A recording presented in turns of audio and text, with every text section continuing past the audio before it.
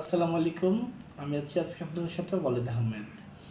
যে বিগত ২-৩ ধরে একটু অসুস্থ, তাই কোনো ভিডিও দিতে পারি না। যে আমার বিগত ২-৩ ধরে একটু ঠান্ডা প্লাস কাশি, একটু না মানে অনেকটাই। যে প্রায় কালকে ওষুধ খাইনি, আজকে দুপুর থেকে ওষুধ খাওয়া শুরু করেছি। ওষুধ খাইতাম না, কিন্তু দোকানে বসতে হয় তাই ওষুধ খাই। যে আমার সমস্যাটা ছিল কাশি প্লাস কফ। আমাদের অনেকেই এই সমস্যা হয়ে থাকে। কিন্তু আমি চাচ্ছি ঘরোয়া উপায়। আমি নিজে একজন ওষুধের ব্যবসা করি, কিন্তু আমি চাচ্ছি কি আপনাদেরকে ঘরোয়া একটি উপায় দেখাবো।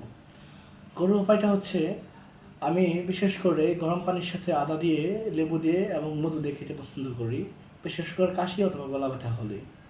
কিন্তু আজকে একটু দোকানে বসতে হবে দেখে মিকুসপেল সিরাপ এবং ফ্যাক্সোফেনাডিন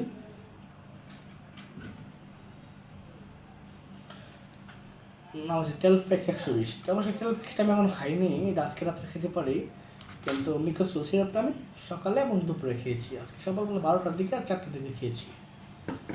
জি, মিকুসপেল সিরাপের কাজটা হচ্ছে আপনার কফটা একটু পাতলা করে বের করে দেবে, কাশিটা একটু কমিয়ে রাখবে। কিন্তু আমি প্রথম যে কথাটা বলেছি আপনাদেরকে, যে ঘরোয়া উপায়। ঘরোয়া উপায়টা হচ্ছে গরম পানির সাথে আদা দিয়ে একটু জাল করে নেবেন, তারপরে এটার সাথে একটু গরম অবস্থার মধ্যে একটু মধু দিয়ে, অবশ্যই একটু লেবু দিয়ে, লেবুটা অনেকের চয়েস অনেকের চয়েস নাও হতে পারে, এটা দিয়ে খাবেন প্রতিদিন ৩ বেলা। যদি কাশি তাও একটু জরুরিভাবে কমাতে হয়, মিকুসপেল। আমার একটু ঘুমের সমস্যা আছে তাই মিকুসপেল খেয়েছিলাম আমি। ডেক্সপোডিন অথবা ডেক্সট্রিম অথবা টুফে অথবা আপনার টুসপেল এগুলো খেলে আমার ঘুম আসে, তাই আমি এগুলো খাইনি। তাই আমার একটু হালকা পর লাগছে, তাই আমি একটু খাইছি মিকুসপেল। আপনাদের যদি বেশি সমস্যা হয় তাহলে ডেক্সপোডিন প্লাস আছে, টুসপেল আছে, এইগুলো দেখে খেতে পারবেন।